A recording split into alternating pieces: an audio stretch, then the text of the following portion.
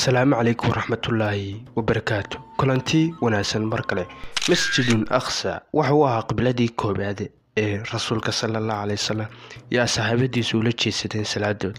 هذا ما حال لوجو بدلي مسجد أقصى قبلدا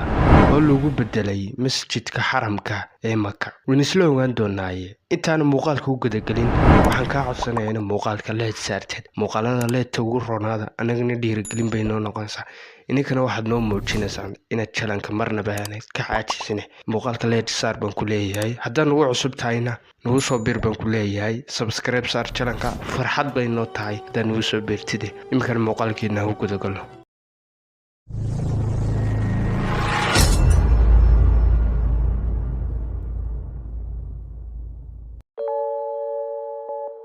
waxa ugu horeeya ay Qudus uga dhigan tahay dareenka muslimiinta wacyigooda iyo fikirkooda diiniga ah waa in ay tahay qibladii ugu horeysay ee rasuulka sallallahu alayhi wasallam iyo saxaabadiisu ula jeesadeen salaadooda laga soo bilaabo markii loogu waajibiyay salaada habeenkii gooreynta iyo dheelminta oo ku beedneed sanadkii 10aad ee soo diritaanka nabiga sallallahu alayhi wasallam oo noqonaysa hijriyada 3 sano ka hor waxayna ku tukanayeen Makka hijriyadoodii Madiina dhankaasuun bayna u tukanayeen Baytul Maqdis 16 bilood ilaa uu soo degay quraanka amraya inay Kacbada u jeesadaan ama masaajidka xurmada leh sida waa leeyahay min haythu kharajta fawalli wajhaka shatr al-masjid al-haram وحيث ما كنتم فولوا وجوهكم شطره لئلا يكون للناس عليكم حجة إلا الذين ظلموا منهم فلا تخشوهم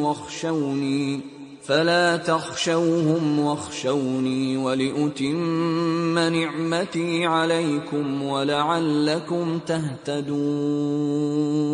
meel kastoo aad u baxdo u jeediyo wajigina xagga masaajidka xurmaysan meel kastoo aad joogtaan u jeediyo wajigina xaggiisa al-baqara aayada 150 ayuu leeyahay sida uu ku yiri waxay ka kiciyeen yuhuudu buuq iyo qaylo magaalada Madiina arinta daraadeed quraankuna wuxuu ugu jawaabay in jihooyinka oo dhami ay alle u sugan yihiin waana ka asteeyay meesha ay noqonayso qiblada lagu tukanayo ilaahay baa gaalada ka sii waramay waxay oran doonaan ilaahay baa yiri waxay oran doonaan kuwa aqliga gaaban ee maangaabka ee dadka gaalada ka mid ka ah maxaa ka jeediyay muslimiinta qibladii ay qaabili jireen ee Baytul Maqdis oo ugu jeesadeen Makka allana wuxuu yiri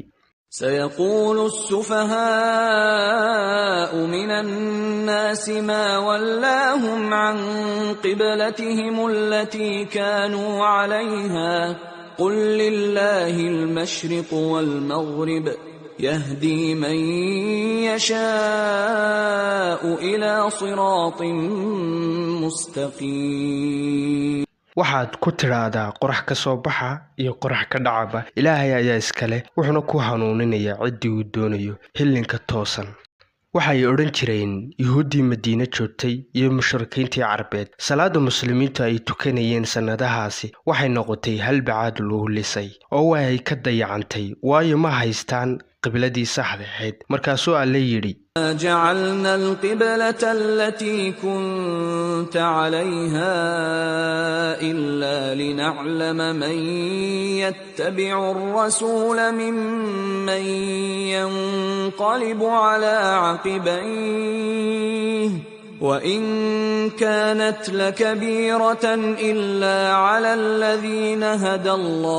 الله وما كان الله ليضيع إيمانكم إن الله بالناس لرؤوف رحيم alle ma dayacayo iimaankiina oo loola jeedo salaadihiina waayo waxay ahayd qibladii saxdeed ee raallida Ilaahay ka ah subhanahu wa ta'ala ugu dambeyntii su'aashii ahayd waxa Qudus looga jeediyay qiblada Ilaahay ayaa Nabi sallallahu alayhi wasallam u ballan qaaday inuu jeedin doono Makka Nabi sallallahu alayhi wasallam uu jeclaa mar walba inuu Makka u tukado halkaasna uu qiblada ka dhig markaasuu Ilaahay subhanahu wa ta'ala ballan qaadkii Nabi sallallahu alayhi wasallam u fuliyay halkaasina qibladu ay tahay maanta waana Makka ahayd masaajidka xaramka iminkana waa la booqdaa laakiin qibladii koowaad waxay ahayd qudus bay ahayd baytulmaqdis bay ahayd intaasuu ku eegaya muuqaalkeena maanta waxaan ku xasuusinayaa haddaan muuqaalka leed saarin inaad leedta saartid anigna dhiirigelin bay noon tahay adna waxaad noo muujinaysaa inaad jalanka daawatid oo aad ku xidhan tahay intaasaan ila jeclaystayn inay la wadaago inta muuqaalka xiga aan iskugu iman doono waxaan iga tegaya ammaano allah dhammaantiinba wasalaamu calaykum